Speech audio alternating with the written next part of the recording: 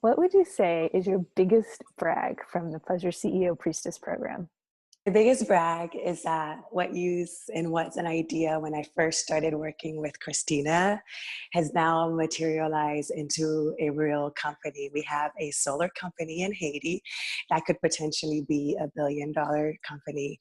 We have raised $500,000 as our startup money to get the project going.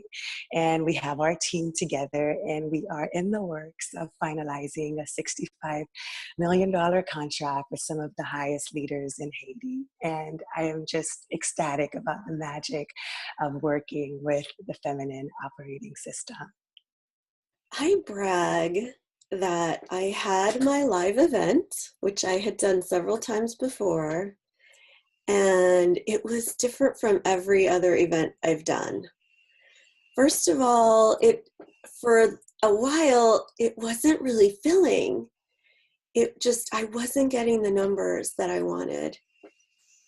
But at some point, you talked to me about what it means to just hand it up to the goddess and just let that attractive force work. And toward the very end, leading up to the event, it filled up. And I really didn't have to put a lot of effort into it. People were just attracted and they signed up. And then the event itself was so amazing. It was different from every other one I've done because I just felt so relaxed and I was having fun. And the women they had a different energy because they could feel that I was having fun and enjoying myself. And people had such a great time. I made more money than I've ever made at any event, over 6 figures.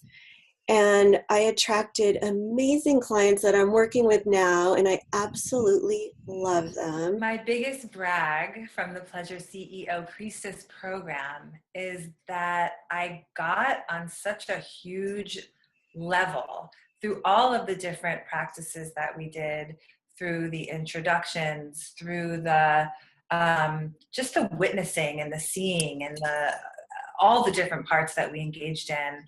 I really stepped into my badass queen, like the temple keeper, the head priestess of my life, and especially of my business. I mean, because that's something that I didn't know about myself, like I know I'm a kick-ass businesswoman and I'm at the top of this company that I'm working in and I'm the top female earner. And, there was a lot of fear that I didn't even know was there about me losing my rightful place as the head priestess of my life and of my business. And through Pleasure CEO, I just got so freaking connected to that place within me that is my place and that is who I am. So here is a marvelous example of being in this container, what being in this container can do for you. During the time that I was in Pleasure CEO, I was approached by a foundation that I had no relationship with. They just heard about my work. And they asked me to write a proposal to pilot a project that would address food insecurity. And I said, well, food insecurity is really not it's not in my lane, but let me think about it. And so when you're in this place where you can access the fullness of your creativity, things just come to you. And what came to me was a program. And so I actually wrote this amazing proposal called Nurture with Nourishment, submitted it to the foundation, and they funded it. And I needed to have a fiscal sponsor for the program. And I turned inside to the Pleasure CEO container and asked one of my Pleasure CEO sisters, the question that I asked her was, do you know of anyone who could do this? And she simply said, I can, and I will. So I call that ease, flow, and glow. That there's a way to show up in the world doing what you do and have things just flower and open up for you. But the key is that you must be in a place where you're feeding and filling your own cup. And it's inside of that full cup. It's inside of the cup that's full. It's inside of the cup that is really in tune to pleasure and to joy and to the fullness, full range of your emotions, that things can then, that you can, oh, I know what it is. You can magnetize things. Things can come to you. Janae, I love everything that you shared, and I love ease, flow, and glow. And sister, can you brag how much this program was funded? Can we get some numbers out of you? Yes, absolutely. It's a small pilot project for 15 women. It was funded at $25,000. And it was just the easy $25K that I've ever received. Biggest one was I got to really step into my full power. And what I mean by that is I have the power to obliterate, like really to blast people with my energy. And I used to see that, I used to be really afraid of it. Like, oh my God, is that okay? Am I going to hurt people? Or am I too much? Am I too big? And I've been in many groups, and people always say, wow, you have such a powerful energy, but I haven't felt like it was ever really received. I felt almost like I've got to contain it to protect everyone from my power. And there was a moment in the group when I said to Christina, to you, like, oh my God, if I really like use my power, I think I will hurt people, and I'm scared of it. So I'm locking it down. And there was a moment where she said, give it to me. I want it. And I was able to obliterate you, and everyone in the room felt nourished by it. They didn't get hurt by it. It was soothing to them, and it gave permission for the other women to be in their power, in our pussy power. Well, I brag at almost 80 that I had the time of my life in this wonderful, edgy, pushing you to grow training. And that I fit in with these 30, 40, 50, and 60-year-olds and was right there with them doing the S Factor dancing and the striptease. And having the time of my life. I'm married to this heroic guy.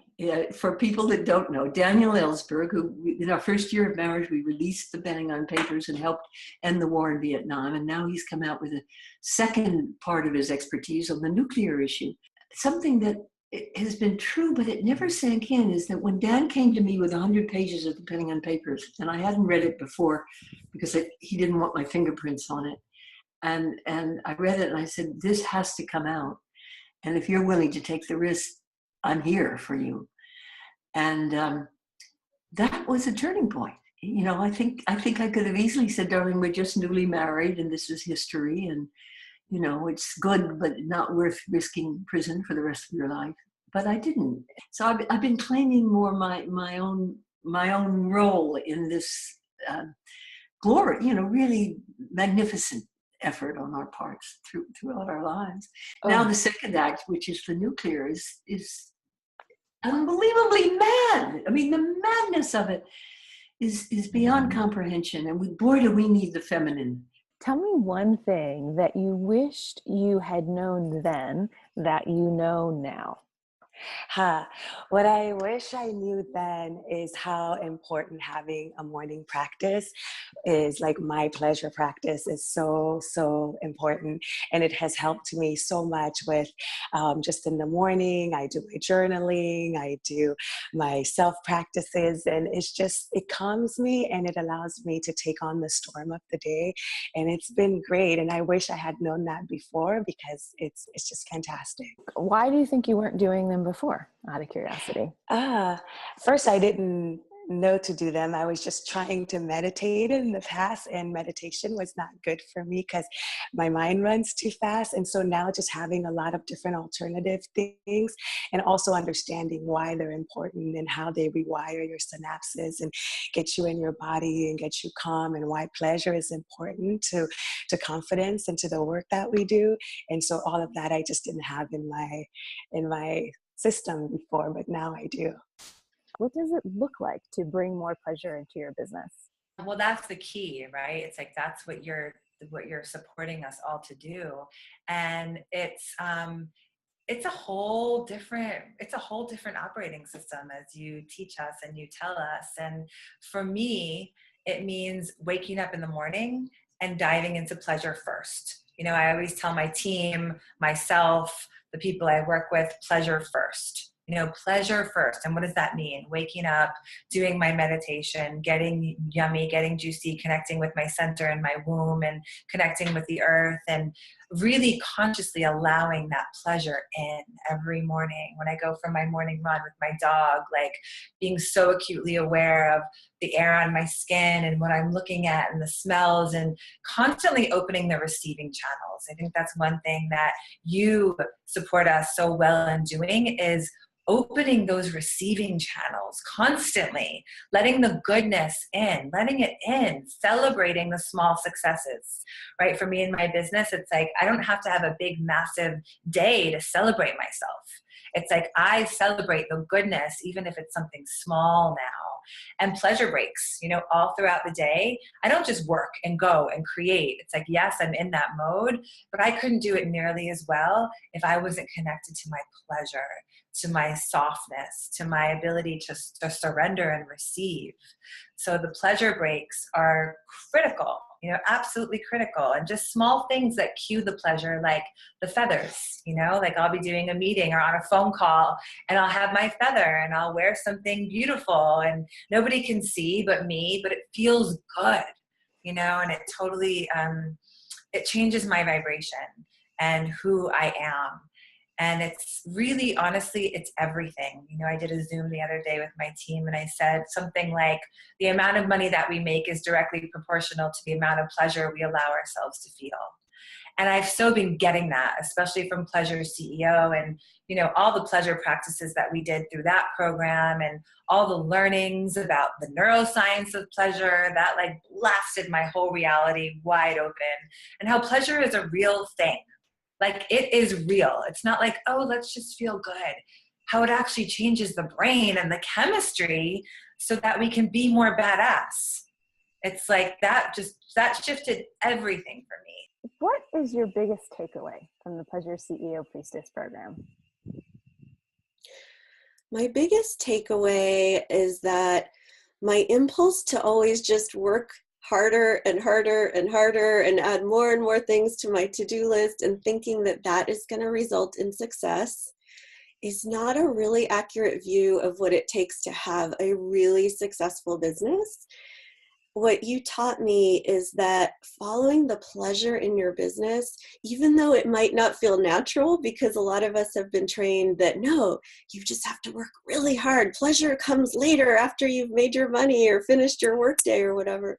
But the more I followed the things that I loved, that made me feel good and just relaxed, the more amazing people were attracted to me, the more great clients were attracted to me. It felt more and more effortless to find the exact right clients and to have them effortlessly agree to pay me for my services.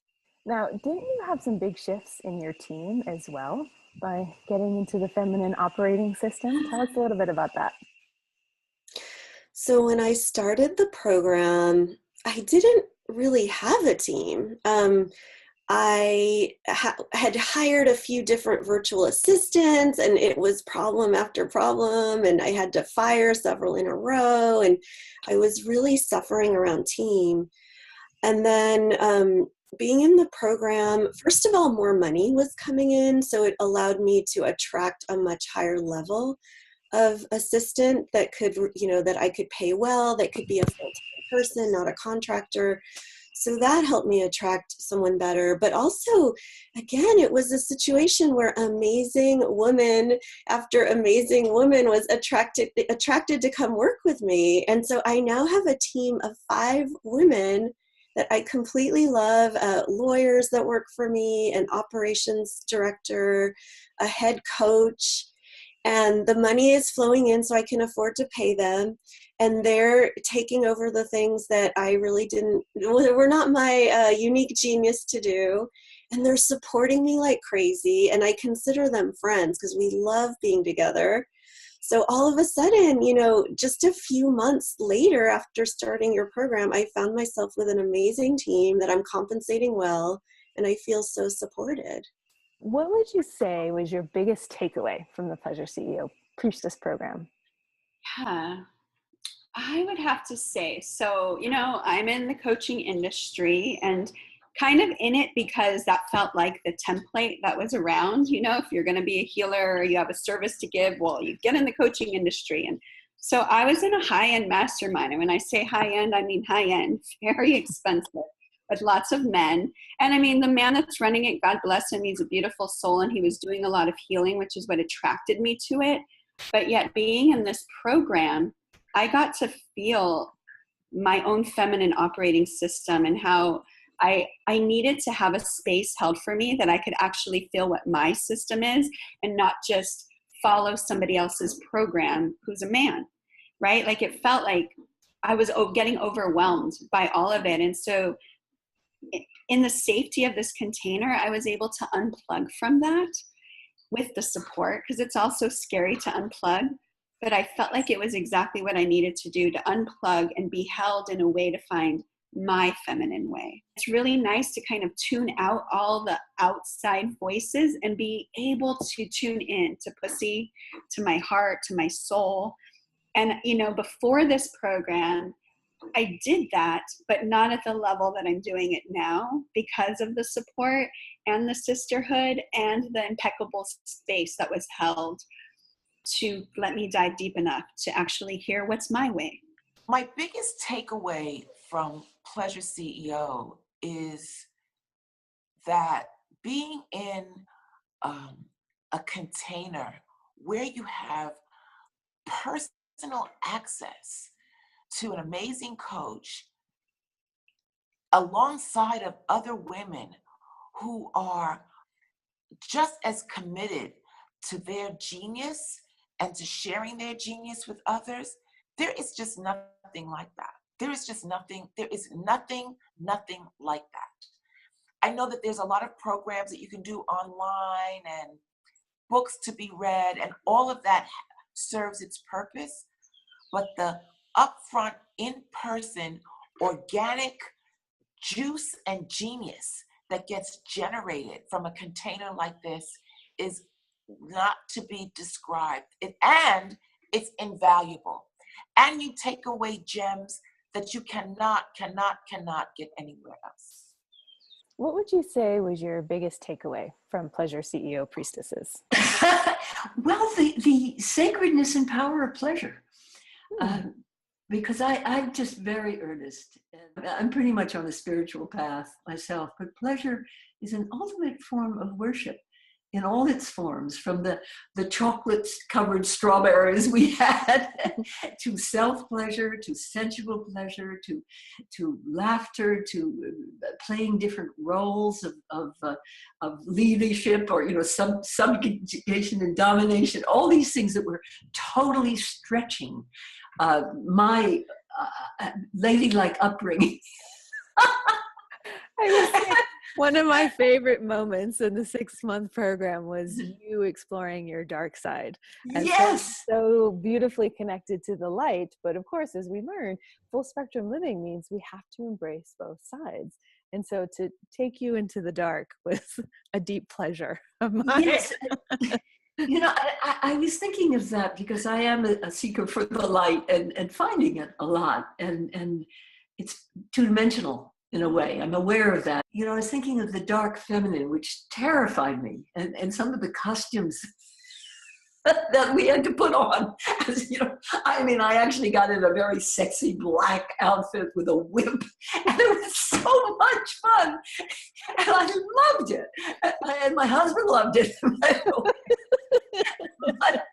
But I think the presentation of it in a way that is so life-enhancing and life-affirming and juicy and real and powerful is I'm not experienced that in other trainings, that taking that dark feminine rage and oomph and power and not being what I am is so polite and so nice. This was not a nice training. It was a juicy, umphy, real, God, absolutely expansive training. So you were telling me a great story the other day about how you used some of your feminine skills that you learned from the feminine operating system that helped you when you were in a meeting with the highest governmental leaders of Haiti. Can you tell us a little bit about that? Of course, you know, from the feminine operating system, the beauty of it is you learn how important your femininity is and how important your own confidence is. And I was in a meeting full of men, and I was the only woman in that room. And I just remembered how important it is to be feminine, to be in my body, and to feel strong in that. And I was able to deliver with confidence. I was leading the meeting of like 12 men, and you know, it just reminded me to be in my space and to be in my body, and that brought me the confidence that I needed, and that was great. And we got a contract out of it, and it's close to 65 million, so it's great. You have been studying the feminine, and you've been studying sensuality for how long now? Over 20 years. Yeah. 20 years. But did you notice, because I find this with myself and with other people who've really been deep in the studies, that sure, I've been embracing my own feminine, but I found myself still defaulting into man mode once it came to business. It was hard to hold on to that priestess self when I entered into the realm of patriarchy as the kind of formed by business. So do you have anything to share around that? Yeah, it's a really good point, because it has been a long study of mine. I'm very passionate about this. And I think I've mastered it in my intimate relationships and in my sexuality. But the next level was in business, right? And just knowing that there is this different operating system for me and connecting to that. But there's so much that the patriarchy has to break down. Like in my journey around being feminine in my sensuality and relationships, it took some time to break all of that down. And yeah, this provided that journey in this business way. So it's like the next layer for me to deepen my awareness and really live from my priestess, from my feminine. It's next level. You've been a part of like exploring your feminine energy for how long now? Gosh, for when did I start Tantric Dance? Was really the beginning, I think 15 years ago, 16 years ago. Awesome. And so what could you say for anyone who might be wondering out there, like how is the Pleasure CEO Priestess program different from other women's empowerment programs that are out there right now? That's a funny question because it's so different.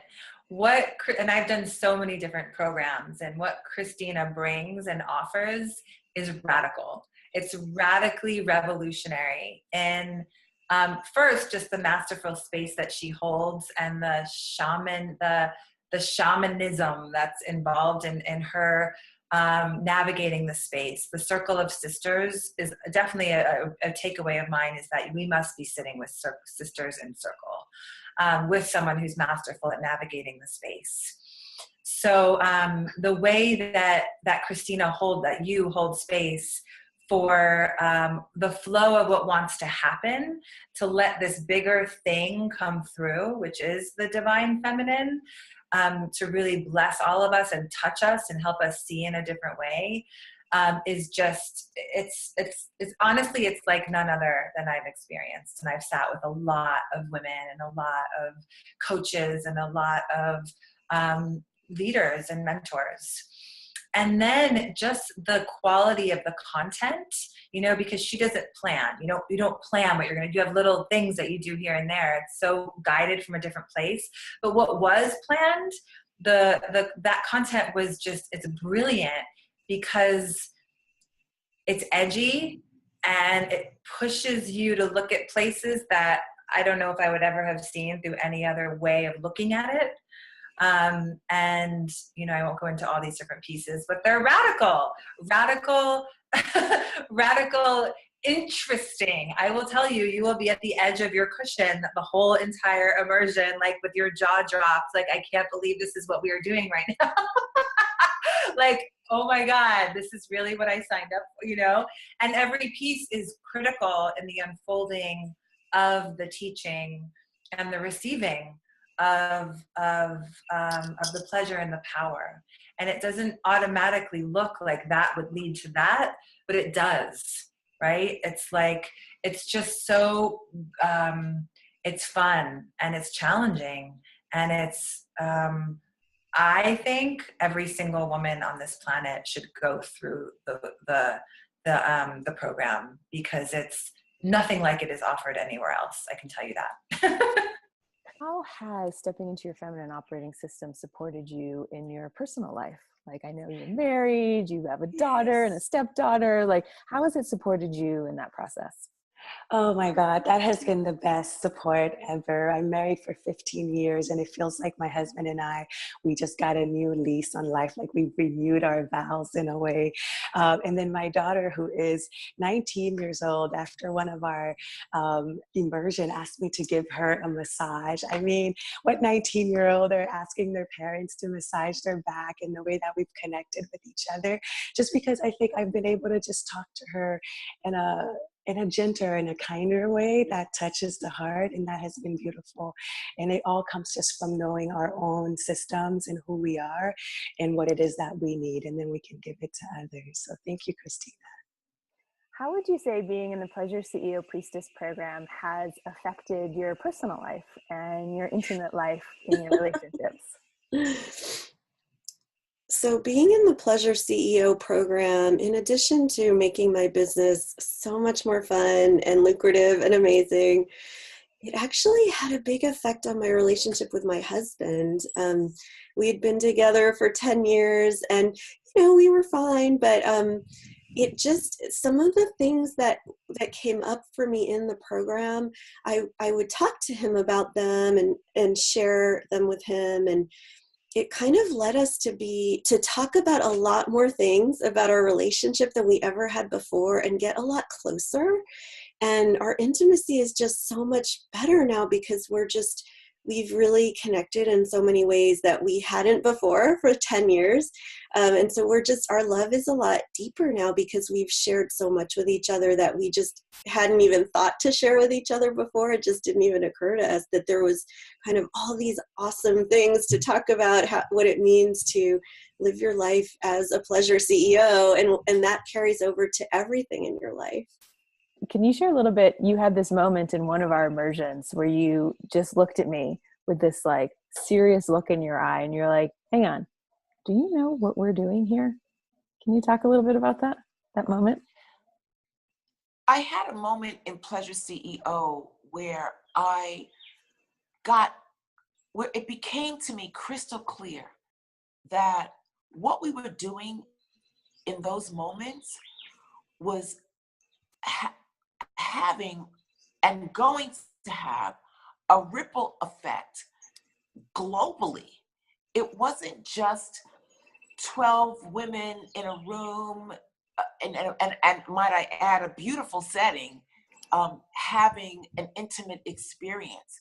It was women who are up to something and about to go out and impact and influence and contribute to so many other people.